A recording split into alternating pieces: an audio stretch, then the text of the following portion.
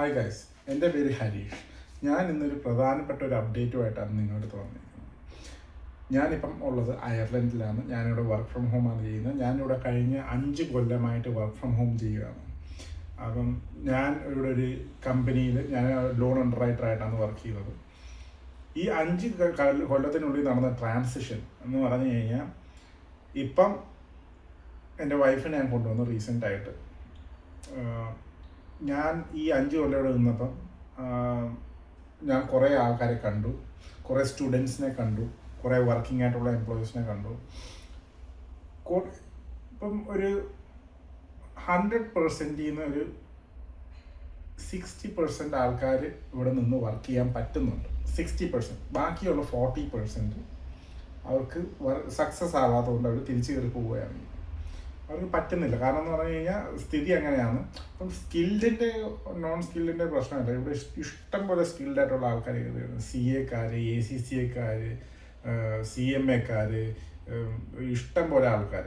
ഈ ആൾക്കാരിൽ ഞാൻ നേരിട്ട് കണ്ട് ഓരോരോ കാര്യങ്ങൾ അനുഭവിച്ചിട്ടുണ്ട്, ഓരോരോ കാര്യങ്ങൾ മനസ്സിലാക്കിയിട്ടുണ്ട്. ഇവിടെ സ്റ്റുഡൻസ് ഇപ്പം കറൻ്റ്ലി ഉള്ള സിറ്റുവേഷൻ എന്ന് പറഞ്ഞു കഴിഞ്ഞാൽ, കഴിഞ്ഞ വർഷം പാസ്സായിട്ടുള്ള സ്റ്റുഡൻസ് 1G സ്റ്റാമ്പ് 1G ഇത് സ്റ്റേ ബാക്ക് വിസയാണ്. ആ സ്റ്റേ ബാക്ക് വിസയിൽ നിൽക്കുന്ന ആൾക്കാർക്ക് പെർമനൻറ്റ് റോൾ എന്ന് പറഞ്ഞു കഴിഞ്ഞാൽ സ്പോൺസർഷിപ്പോ സ്റ്റാമ്പ് 1 എന്ന് പറഞ്ഞാൽ ഒരു എംപ്ലോയ്മെൻറ്റ് പെർമിറ്റാണ് സ്റ്റാമ്പ് 1 എന്ന് പറഞ്ഞാൽ. ആ ഒരു റോള് കിട്ടാത്തതുകൊണ്ട് 1G തന്നെ നിന്ന് ഈ പാർട്ട് ടൈമുള്ള ജോബ് തന്നെ കണ്ടിന്യൂ ചെയ്യുകയാണ്. കാരണം എന്ന് പറഞ്ഞു കഴിഞ്ഞാൽ അവർക്ക് വേറെ ജോബ് കിട്ടുന്നില്ല. ഇവരിങ്ങനെ നിൽക്കുന്നതുകൊണ്ട് പുതിയതായിട്ട് വരുന്ന സ്റ്റുഡൻസിനെ ആരെയും പാർട്ട് ടൈം ആയിട്ട് എടുക്കുന്നുമില്ല. അപ്പോൾ ഇങ്ങനത്തെ ഒരു പ്രശ്നം സംഭവിച്ചുകൊണ്ടിരിപ്പുണ്ട് ഇവിടെ അയർലൻഡിൽ. എനിക്ക് തോന്നുന്നു മിക്കുള്ള ബാക്കി കാനഡയിലും UK ഒക്കെ ഓൾമോസ്റ്റ് ആ സ്ഥിതി ആയിട്ടുണ്ട്. പക്ഷേ അയർലൻഡ് ഒരു ചെറിയ കൺട്രി ആയതുകൊണ്ട് ഇതാണ് സംഭവം. അപ്പം നിങ്ങൾ ജസ്റ്റ്, ഞാൻ ആരും ഡീമോട്ടിവേറ്റ് ചെയ്യാൻ പറയുമല്ല, നിങ്ങൾ ജസ്റ്റ് ഒന്ന് അന്വേഷിക്കുക കയറി വരുന്നതിന് മുമ്പേ ഇവിടുത്തെ സ്ഥിതി എന്തുവാണ്. പിന്നെ രണ്ടാമത്തെ കാര്യം, ഡബ്ലിനിലാണ് വരുന്നതെങ്കിൽ, ഞാനിപ്പോൾ ഉള്ള ഡബ്ലിനിലാണ്. അക്കോമഡേഷൻ ക്രൈസിസ് ഭയങ്കരമാണ് ഇവിടെ. ഇവിടെ നിങ്ങൾക്ക് റൂം കിട്ടാനോ ഭയങ്കര ബുദ്ധിമുട്ടാണ്. അത് കിട്ടിക്കഴിഞ്ഞാൽ ഒരു ജോലി ഇല്ലാതെ ഇവിടെ സർവൈവ് ചെയ്യാൻ പറ്റത്തില്ല. കാരണം per month shared room per മന്തിന് 700 euros, 600 euros കിട്ടും. പക്ഷേ തീരെ കണ്ടീഷൻ മോശമായിരിക്കും. 700 euro ഒരു ഷെയർഡ് ബെഡ് എന്ന് പറഞ്ഞാൽ ഡബിൾ ബെഡ് ആയിരിക്കും. അതിൽ ഒരു സൈഡ് നിങ്ങൾക്ക് കിടക്കാം. ഷെയർഡ് അതിന് 700 euros പെർ മന്ത്. അപ്പോൾ ഒരു ജോലി ഇല്ലാതെ ഇത് പറ്റത്തില്ല.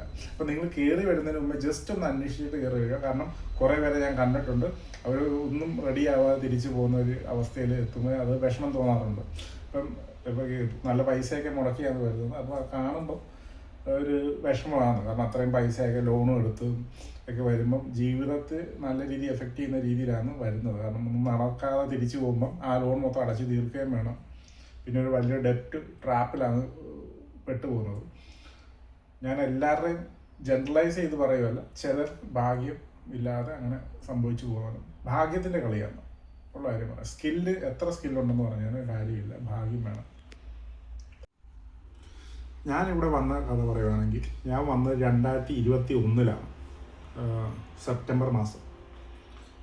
അന്ന് എൻ്റെ ഒരു ഫ്രണ്ട് എന്ന് പറഞ്ഞു കഴിഞ്ഞാൽ, ഇവിടെ ഓൾറെഡി ഒരു ഫ്രണ്ട് ഉണ്ടായിരുന്നു. എനിക്ക് ഫ്രണ്ട് ആക്കി എന്ന് വേണമെങ്കിൽ പറയാം. എനിക്ക് ഇവിടെ ആരും പരിചയമില്ലായിരുന്നു. ഫസ്റ്റ് ഓഫ് ഓൾ ഞാൻ എൻ്റെ കൊളീഗ്, എൻ്റെ ഒരു നേരത്തെ എൻ്റെ കൂടെ വർക്ക് ചെയ്ത ഒരു ആളിൻ്റെ കമ്പനിയായിട്ടാണ് കോൺടാക്റ്റ് കിട്ടിയത്. ആ ഒരു കോൺടാക്റ്റ് വെച്ച് ഞാൻ ജസ്റ്റ് ടെക്സ്റ്റ് ചെയ്തു.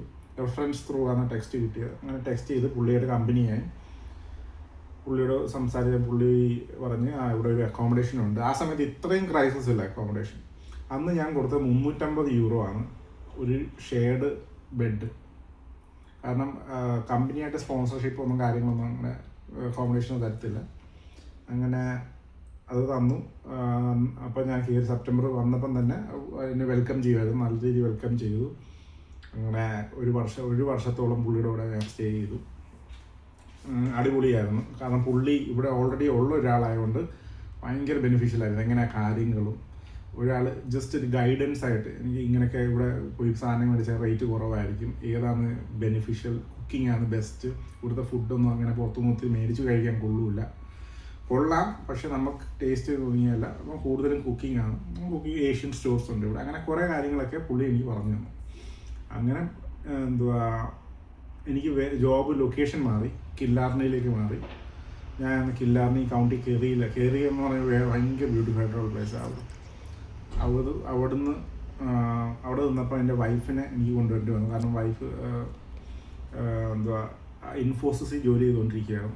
അപ്പോൾ അവിടുന്ന് ജോലി റിസൈൻ ചെയ്ത് പുള്ളിക്കാരി എൻ്റെ കൂടെ വന്നു.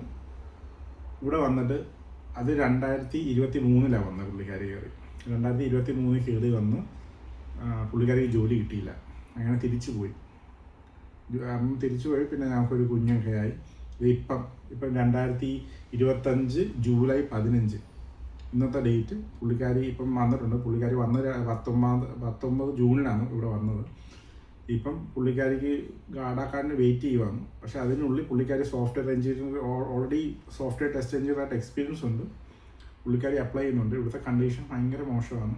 ഇപ്പം ഞാൻ തന്നെ എൻ്റെ ഒരു ജോബ് ഷിഫ്റ്റ് ചെയ്യാൻ നോക്കുന്നു. എന്ന് പറഞ്ഞാൽ വേറൊരു ജോബിലേക്ക് നോക്കുന്ന ഒരു ഇത് തന്നെ നോക്കുമ്പം തന്നെ ഭയങ്കര മോശമാണ് കണ്ടീഷൻ. കാരണം എന്ന് പറഞ്ഞു കഴിഞ്ഞാൽ എനിക്ക് ഇത്ര എക്സ്പീരിയൻസ് ഉണ്ട്. ഐറിഷ് എക്സ്പീരിയൻസ് ആണ്. ഞാൻ സ്റ്റാമ്പ് 4 ആണ് എന്ന് പറഞ്ഞാൽ പെർമനൻറ്റ് റെസിഡൻ്റ് ആണ്. എന്നിട്ട് പോലും വേറൊരു ജോബിലേക്ക് ഷിഫ്റ്റ് ചെയ്യാൻ വേണ്ടിയിട്ട് വലിയ പ്രശ്നം. അപ്പം ഞാൻ ഈ പറഞ്ഞ കാര്യങ്ങൾ അവരോടുള്ള രീതികൾ എടുക്കാം. ഈ പറഞ്ഞ കാര്യങ്ങൾ ചിലർക്ക് ഇഷ്ടപ്പെടത്തില്ല. കാരണം എന്ന് പറഞ്ഞു കഴിഞ്ഞാൽ ഒരു ട്രൂത്താണ് ഞാൻ പറഞ്ഞത്. പിന്നെ അങ്ങനെ ഡീമോട്ടിവേറ്റ് ചെയ്യുമല്ല. ഇന്ന് വന്ന് നാളെ രക്ഷപ്പെടുന്ന ആൾക്കാരും ഉണ്ട്. പക്ഷേ മെയിൻലി സംഭവിക്കുന്ന ഇതാണ്. അപ്പം നിങ്ങളുടെ ചോയ്സ് ജസ്റ്റ് ഒന്ന് അന്വേഷിക്കുക. നിങ്ങൾക്ക് പറ്റും എന്നുള്ളൊരു രീതി വരുവാണെങ്കിൽ വന്നോ. പക്ഷേ കണ്ടീഷൻ ഇപ്പം കുറച്ച് മോശമാണ്. സ്കിൽഡായിട്ടുള്ള ആൾക്കാരില്ലെന്ന് വിചാരിക്കലും. ഹൈലി സ്കിൽഡായിട്ടുള്ള CA-ക്കാർ, ECCA-ക്കാർ, ആസ് ഐ മെൻഷൻ, പിന്നെ സോഫ്റ്റ്വെയർ എഞ്ചിനീയേഴ്സ്, നല്ല എക്സ്പീരിയൻസ് ഉള്ള ആൾക്കാർ, ഡിസൈനേഴ്സ് ഇപ്പം പോയല്ലോ, AI ഒക്കെ വന്നുകൊണ്ട്. അപ്പം അങ്ങനെയൊക്കെയാണ് കാര്യങ്ങൾ. അപ്പം നിങ്ങൾ അന്വേഷിച്ച് ഒരു തീരുമാനം എടുക്കുക. അത്രയേ ഉള്ളൂ. Thank you very much for watching.